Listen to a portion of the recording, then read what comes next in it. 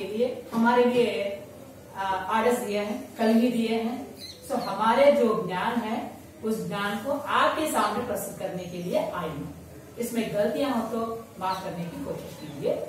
अच्छा, आज हमें देखेंगे एक दिवसीय वन डे ओरिएंटेशन प्रोग्राम के अंतर्गत हमें पहले ये जानेंगे, यहाँ दिया है फिलॉसफी ऑफ टेक्नोलॉजी। इसके अंतर्गत हमें प्रोसेस, टेक्नोलॉजी लर्निंग प्रोसेस, हमें 11 सालों से, मेरे ख्याल से 20 साल से या 25 साल से भी कुछ लोग यही अध्यापन वृत्ति में आगे बढ़ रहे हैं। मेरे लिए 16 साल की सर्विस है। 16 साल में कई प्रकार के चेंजेस आए हैं। जब हमें पढ़ाते थे हमारे पास TLM के अंतर्गत, सहायक सामग्री के अंतर्गत क्या था? एक ही पाठ्य पुस्तक था जो चार्ट है। क्या सर, सही है ना? सही है। पाठ्य पुस्तक था जो कि कुछ चार्ट हमारे हाथ से लिखते थे। फिर शाम का 10th क्लास के LKG UKG का बच्चा भी कैसा है, टेक्नोलॉजी का बहुत सारा उपयोग करता है। टेक्नोलॉजी की सहायता से वो कविता को पढ़ता है, कहानी को पढ़ता है, अध्यापक के बिना भी वो पढ़ लेता है। जमाना बदल गया है ऐसा। हमें भी क्या करना है, अपडेट होना। एक अध्यापक के नाते हमें भी तकनीकी की नॉलेज को बढ़ाना है। बढ़ा लेने से अच्छा होता है। इसके बाद असेसमेंट हमें बाद में देखेंगे। फॉर्मेटिव, समेटिव और एक मुलाकात होगा मेरे ख्याल से। उस मुलाकात में हमें फॉर्मेटिव के बारे में, समेटिव के बारे में, पाठ योजना के बारे में, कालांश योजना के बारे में, ईयर प्लान के बारे में और एक मुलाकात में जानेंगे।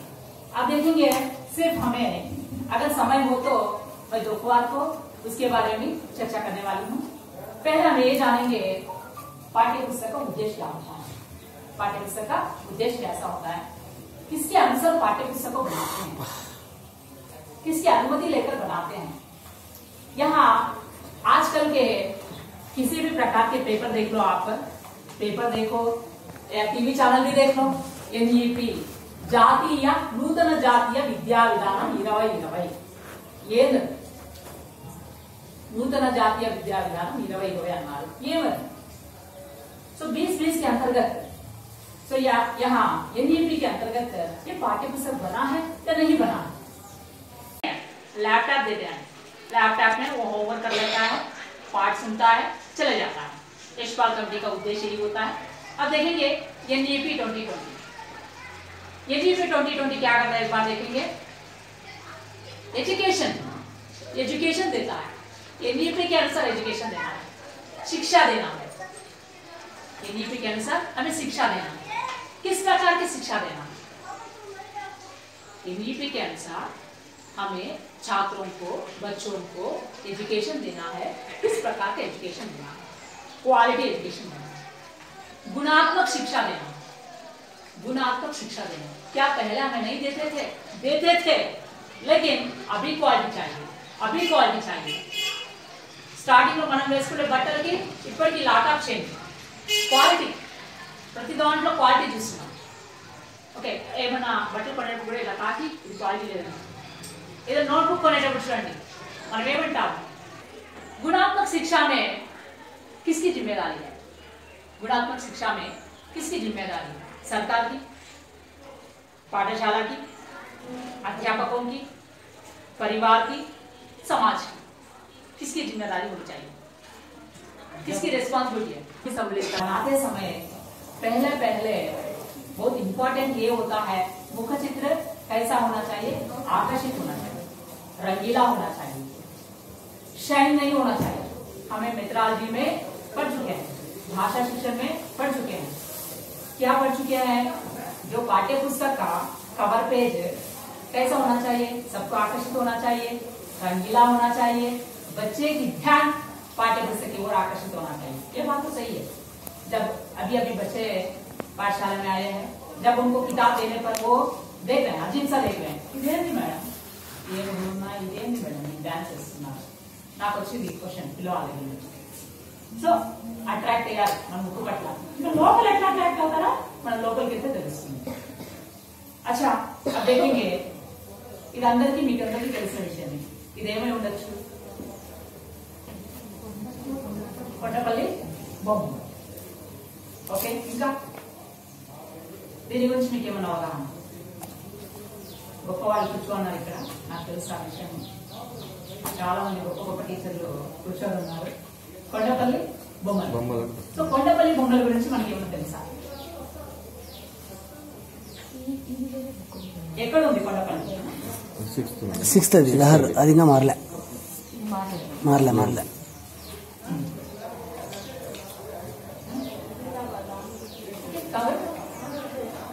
आंध्र प्रदेश. वाह, एक्सीलेंट बेटा, आंध्र प्रदेश में. ओके, शाबाश बेटा. अच्छा, ऊपर का मुख्य चित्र एक बार देख लीजिए आप. देखने पर यही ख्याल आता है కొండపల్లి గుడియా. కొండపల్లి గుడియా, కొండపల్లి బొమ్మలు చాలా ఫేమస్. కొండపల్లి బొమ్మలు జనరల్ గా మన ఆంధ్రప్రదేశ్ సంస్కృతిలో, దయచేసి నేనైతే ఒక 3-4 days గా తయారైనాను. ఎన్ఈపిడి ఇదంతా కూడా మీకు ఇంపార్టెంట్ అనిపిస్తే నోట్ చేసుకోవడానికి ట్రై చేయండి. ఓకే, ఈ కొండపల్లి బొమ్మలు మనకి ఎక్కడ బాగా ఫేమస్ విద్య చెప్తుంది. మన మామూలుగా ఈ కొండపల్లి బొమ్మల్ని మన సంస్కృతిలో ఏ పండుగలకు వాడతాం? విద్య దసరాకి వాడతాం. దసరాకి ఖచ్చితంగా బొమ్మల కొలువు పెడతాం. ఆ బొమ్మల కొలువులో చాలా వరకు ఏముంటాయి అంటే కొండపల్లి బొమ్మలు. ఆ కొండపల్లి బొమ్మలు కూడా చాలా అట్రాక్ట్ చేస్తుంటాయి. మెడ ఇలా ఊపుతూ ఉంటాయి. ఆ కాలం నుండి అంటే మా జమానా నుండి కూడా ఈ జమానా వరకు కూడా అట్రాక్ట్ చేస్తున్న బొమ్మ ఏది అంటే కొండపల్లి బొమ్మ. సో ఈ లెసన్ పెట్టడం వెనుక ఉన్న ఉద్దేశం ఒకసారి देखने पर हमें ये लगता है కొండపల్లి గుడియా. सो आंध्र प्रदेश के कृष्णा जिले के एक छोटा सा गांव है. आंध्र प्रदेश के कृष्णा जिले के एक छोटा सा गांव है. కృష్ణా జిల్లాలో ఒక చిన్న ఊరు. ఆ ఊరిలో బొమ్మలు చేస్తున్నారు. सो विजयवाड़ा से 24 किलोमीटर की दूर पर है కొండపల్లి. विजयवाड़ा से 24 किलोमीटर की दूरी पर है కొండపల్లి. ये खिलौने प्रख्यात हैं. हाथ से बनते हैं, लकड़ी से बनते हैं. చేతితో చేస్తారు, ఒక రకమైన కొయ్యతో చేస్తారు. ఆ లెసన్ లో ఆ కొయ్య పేరు కూడా ఇచ్చారు. सो हाथ से बनते हैं और किससे बनाते हैं? हाथ से बनाते हैं, एक लकड़ी से बनाते हैं. इसके बाद दशहरा और संक्रांति के दिन बोम्बल को लूट रखते हैं. दशहरा और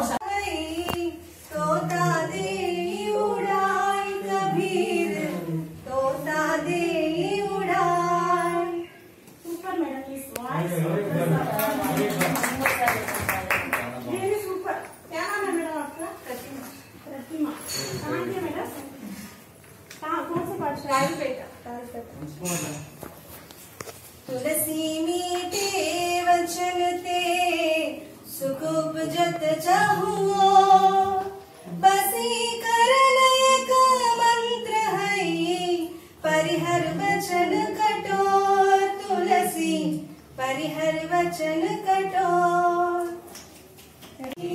दुश्मन के किले पर भी नहीं तूने चढ़ाई, बाबरे फकीर खूब करामत दिखाई. चुटकी में दुश्मनों को दिया देश से निकाल, साबरमती के संत तूने कर दिया कमाल. साबरमती के संत तूने कर दिया कमाल. रघुपति राघव राजा राम. ढिमसा नृत्य में 15-15 स्त्रियां भी होती हैं, 15-15 पुरुष भी होते हैं. स्त्री पुरुष दोनों मिलकर भी ढिमसा नृत्य करते हैं. अभी देखेंगे गाने के लिए, नाट्य करते समय गाने के लिए कुछ म्यूजिकल इंस्ट्रूमेंट को भी वे उपयोग करते हैं. उसको नोट कीजिए. डप्पू, गिरिजन डोलू, మోరి. స్లోగా చెప్తా రాసుకోండి. డప్పు, గిరిజన డోలు, మోరి, కిరిది,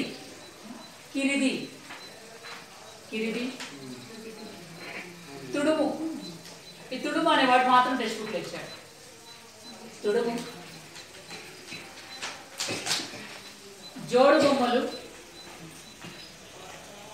सॉरी जोड़ कोम्मुलु धिंसा साधारणतया 15 प्रकार के होते हैं, 15 प्रकार के। రాను రాను ఆ 15 టైప్స్ ఏమైపోయినాయి 8 టైప్స్ వచ్చినాయి మన టెక్స్ట్ బుక్ లో లేదండి దింస 8 రకాల నృత్యాలని చేస్తున్నారు మన వాళ్ళు సో దీంట్లో फर्स्ट वन बोड़ा धिंसा बोड़ा ये बड़ा नृत्य होता है इसमें 15 या 20 लोग स्त्री या पुरुष दोनों मिलकर भी इस प्रकार के नृत्य करते हैं किस अवसर पर करते हैं कोई उत्सवों के अवसर पर इस प्रकार का बोड़ा नृत्य करते हैं दूसरा है गुंडेरी धिंसा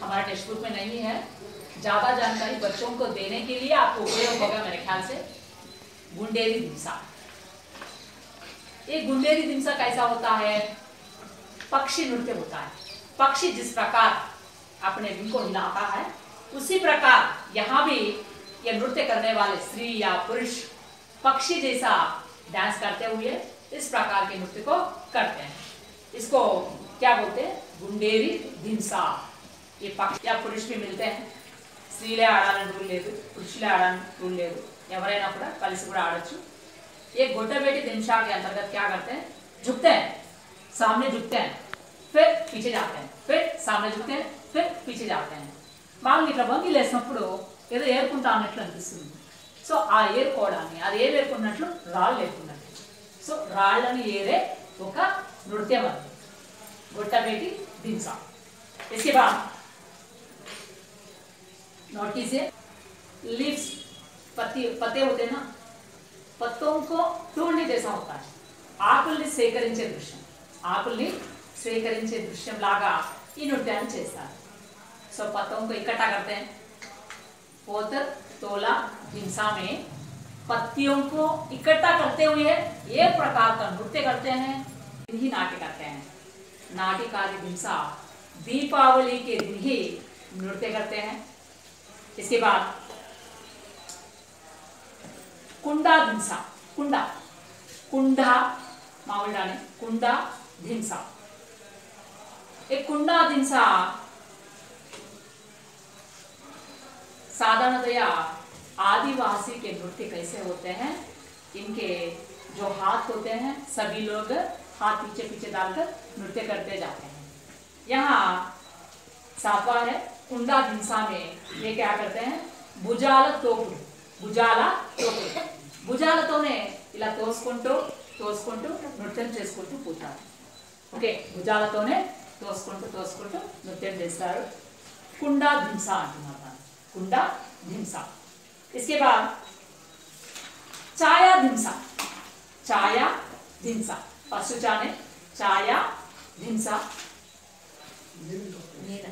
ओके छाया धिंसा ఇది కూడా మనం చేస్తాం మన పురుగులో కూడా వస్తుంది కాలేజ్ ఇక్కడ కూడా వస్తుంది కొంచెం పోతే టీ ఇకపోతే మనకు కూడా వస్తుంది सिंपल अंडी आ धिंसा చేయడం చాలా ఈజీ अतीत की भावनाओं का दृश्य मिलता है इसमें अतीत की भावनाएं అంటే మనం ఏదో దీంట్లోకి వెళ్ళిపోతాం అదే అండి మన పూనకం వస్తుంది yes ఆ పూనక నృత్యాన్ని మనం ఇక్కడ ఏం చెప్తున్నాం రా అంటే ఛాయా ధింసా ఇప్పుడు కంటిన్యూగా నేను సాయంత్రం వరకు ధింసా అని కూర్చోబెడితే గ్యారెంటీగా మనందరిలో ఛాయా ధింసా మనకు కనిపిస్తుంది కాబట్టి ఛాయా ధింసా పక్కన పూనకం అని రాసుకోండి ఆ పూనకం వచ్చే నృత్యాన్ని ఏమంటున్నాము Chhaya Dhimsa so once again I repeat Boda Dhimsa गुंडेरी धिंसा गोटाबेटी धिंसा पोतर तोला धिंसा भाग धिंसा नाटकारी धिंसा कुंडा धिंसा छाया धिंसा ఇలా మన టెక్స్ట్ బుక్ లో లేదండి ఇది ఒక నాటకారి అనే వర్డ్ మాత్రం ఉంది ఆ నాటకారిది నేను లెసన్ లోకి వచ్చినప్పుడు ఎక్స్ప్లెయిన్ చేస్తాను ఆ నాటకారి అనే వర్డ్ ఎందుకు వాడినాడు ఓకే చాలా కొత్త శబ్దాలు దాంట్లో వాడినాడు ఏ కొత్త శబ్దాలు ఉన్నాయి ఎందుకు వాడినాడు కూడా నేను ఎక్స్ప్లెయిన్ చేస్తాను అట్లాగే ఇది ఒరిస్సాలో చెప్పాను ఆల్రెడీ కోరాపుట్ జిల్లాలో మొట్టమొదటిసారిగా ఈ ధింసా నృత్యాన్ని చేయడం జరిగింది ఒరిస్సాలో కోరాపూర్ జిల్లాలో మొట్టమొదటిసారిగా ఈ ధింసా నృత్యాన్ని చేయడం జరిగింది. పిల్లలకి ఎక్స్ట్రా నాలెడ్జ్ కింద మనం ఇవ్వచ్చు. అట్లాగే అందుకనే ఒరిస్సా ప్రభుత్వము ప్రతి ఏటా 3 రోజుల పాటు ఉత్సవాలు జరుగుతుంది. Orissa government 3 days every year ఉత్సవాలు జరుపుతా ఉంది. ఎలాంటి ఉత్సవాలు? राष्ट्र స్థాయిలో पाठ में ही अनार आम को भी इंट्रोड्यूस करके रखे हैं. अब देखेंगे वर्ण विच्छेद कीजिए. क्या है? वर्ण विच्छेद कीजिए. सत्य के लिए कितने अक्षर मिले हैं? सा, आ, सा, ला, आ. कितने अक्षर मिलते हैं? सो हर एक शब्द के लिए किस प्रकार विभाजन करना है या छात्रों को थोड़ा ध्यान लगा के समझाना. ఇక్కడ కొంచెం కేర్ తీసుకోండి. ఎందుకంటే మనం ఎలాంటి చిన్న మిస్టేక్ చేసినా పిల్లవాడు దాన్నే ఫాలో అవుతారు. కాబట్టి నా హంబుల్ రిక్వెస్ట్ ఏంటంటే దయచేసి ఇక్కడ కొంచెం కాన్సన్ట్రేషన్ చేయండి. ఎట్లా విడగొట్టాలా ఏమి ఒకటికి పట్టి 10 సార్లు చూసుకోండి, పర్వాలేదు. इसके बाद भाषांश निम्न वर्ग पहेली देखकर पाठ में आए शब्दों को लिखिए. वर्ग पहेली देखकर సో బాక్స్ ఇచ్చాడు. ఇంకొక హ్యాపీ ఏమంటే లెసన్ లోనే ఉంటాయి. ఉంటాయి. ఒకసారి మనం చూసినట్టయితే ప్రభుకి అండర్లైన్ చేసి పెట్టాడు. మనం ఇంకా ఏం చేయొచ్చు? ఏమేమి వస్తాయి? జ్ఞానం, ఆనంద్, గురుజన్,